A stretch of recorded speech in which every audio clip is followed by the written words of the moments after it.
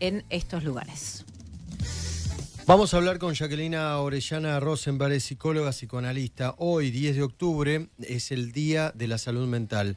Llega esta fecha con una advertencia global. La salud mental está en riesgo más que nunca. Según la OMS, la Organización Mundial de la Salud, más de 1.000 millones de personas viven con algún trastorno en el mundo.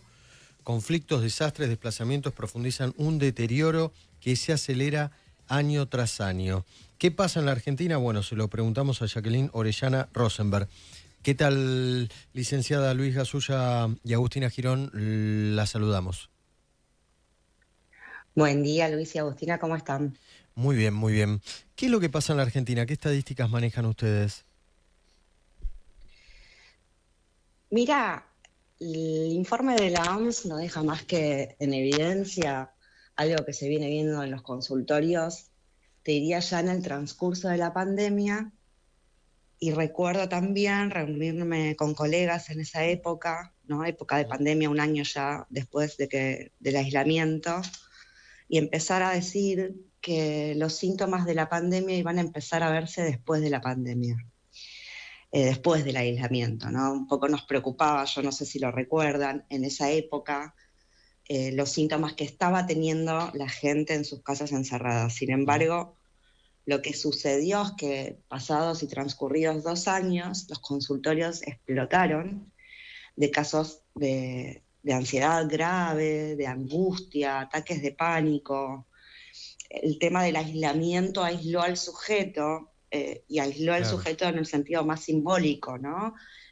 Más allá de incluso de la vuelta a la normalidad. Nosotros nos preguntábamos, ¿se acuerdan de la vuelta a la normalidad? Sí, me acuerdo. Bueno, incluso aquellos que se reinsertaron, quedó la idea de el otro me puede hacer daño, ¿no? Y entonces... De desconfianza. Sí, personas más a la defensiva. Y en realidad quizás lo que hay que ponerse a pensar, porque la situación a nivel salud mental en el país y en el mundo ya es bastante grave, porque los casos que estamos viendo son más graves, que hablar hoy de salud mental es hablar de la manera en la que vivimos, no cuestión de diagnóstico y nada más, ¿no? Claro. Esto que tendemos a descubrir. Los datos que acá tenemos que nos aporta la producción es que las consultas ambulatorias crecieron en la Argentina un 134% en los últimos 3 años, las internaciones aumentaron un 77% en menores de 18 años. ¿Cómo? Esto a mí en lo personal me preocupa, sobre todo con los más chicos, los adolescentes. ¿Qué hay que tener y prestarle atención? ¿Cuándo puede estar algo estando mal? ¿Qué tenemos que mirar, Jacqueline? Creo que lo que tendríamos que ver, por eso te decía, es más allá del diagnóstico, ¿no? De empezar a observar cómo sostenemos la palabra, cómo sostenemos el deseo y cómo nos estamos vinculando. Cuando hablas de los más jóvenes, yo lo primero que pienso, hablando de salud mental, es la cuestión del deseo. Lo que se ve en su mayoría, más allá de las internaciones y de estos datos estadísticos que dan cuenta de aquellas personas que sí llegaron a la consulta, en los más jóvenes sí tenemos encierro, aislamiento, y la cuestión del deseo que no existe, que no se halla, que no se encuentra, porque solo es mediante la palabra, y el aislamiento y las redes y las aplicaciones y el encierro frente a una pantalla, que los dejaron así después de la pandemia mucho peor, complica mucho encontrar ahí cuál es el motor, como si te dijera la aspiración de vida, ¿no? Hacia dónde voy. No con la claridad que podría tener un adulto, ¿no? Pero sí como, bueno, no sé, quiero aprender a tocar la guitarra, quiero hacer algo. Esto se ve muy poco en los jóvenes de hoy. ¿Agustina? ¿Qué tal, Jacqueline? Agustina Girón te saluda. Vos sos especialista en terapia vincular y te quiero preguntar qué está pasando con eso, con los vínculos en una sociedad donde a veces nos vemos bastante más explotados, saltamos por todo rápido. ¿Qué estás viendo en ese sentido? Bueno, decías más explotados, ¿no? Hay algo de la autoexplotación hoy.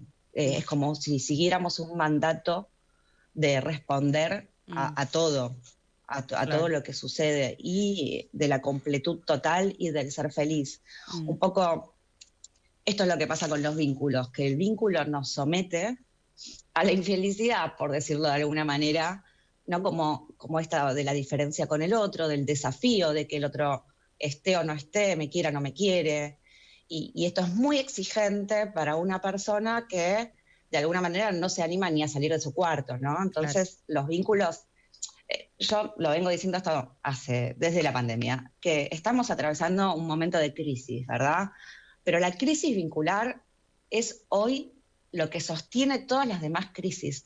Me animaría a decir la económica y no voy a profundizar en eso, ¿no? Pero de alguna manera es el desinterés por el otro, es la cuestión del miedo al otro. Y la pandemia lo justificaba de alguna manera. El otro te podía contagiar de algo que te podía llegar a matar. Entonces, como que salir de ese hueco, donde ya teníamos una crisis vincular pre-pandemia, la de hoy ya es grave porque de alguna manera nos va dejando solos, ¿no? Y la soledad en el sentido más literal de la palabra, no el encuentro con uno mismo, que nos traen los tips de Instagram de cómo estar solo y tomarte el vinito y ser feliz, no.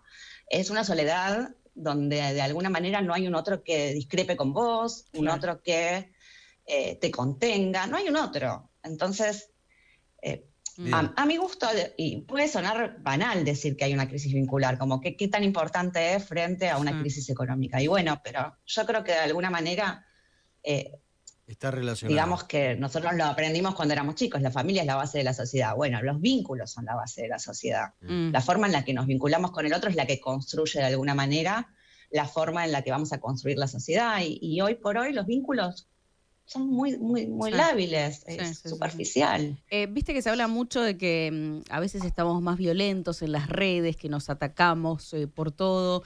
Eso, ¿cuánto influye también en la salud mental, no? Digo, a un chico que, por ejemplo, entra a Instagram, ve que le tiran hate, le hacen bullying. ¿Qué pasa con eso? Mira, las redes lo que nos trajeron un poco es como un exceso de algo que ya estaba. Porque de alguna manera la violencia y el bullying y todo esto era parte del vínculo humano y algo a resolver. ¿Qué hicieron las redes? Como agravarlo porque es constante, porque ahora lo puedo hacer todo el tiempo, ¿entendés? Y tengo acceso al otro en ese sentido todo el tiempo, un otro que ni siquiera conozco. Y qué sé yo, la autoestima se construye en función del otro, ¿no? Aquel que me quiere y me devuelve cosas lindas y me hace sentir un poco mejor. Bueno, esto es los likes, que permanentemente entonces estoy pendiente de lo que el otro si le gusto. Y como vos decías, esto, ¿no? Y también estoy pendiente del hate todo el tiempo. Antes por ahí tenía un compañero de colegio que bardeaba. Que no me quería y me decía, claro. Y ahora es en la red permanentemente, no es ese compañero. Miles de personas que ni siquiera me conocen. Entonces están siendo como... Todo el tiempo tenemos esa información. Entonces, parece más violencia, parece más cantidad, pero lo que es más constante. Entonces, que también esto juega un montón en la salud mental de los pibes, ¿no? Como la ansiedad es permanente, la angustia es permanente. Como estoy en contacto con eso que me duele todo el tiempo. Sí, es así.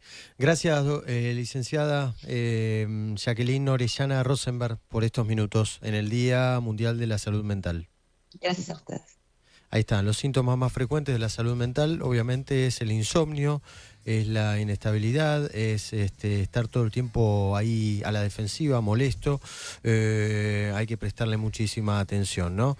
9% de la población tiene serios problemas y han aumentado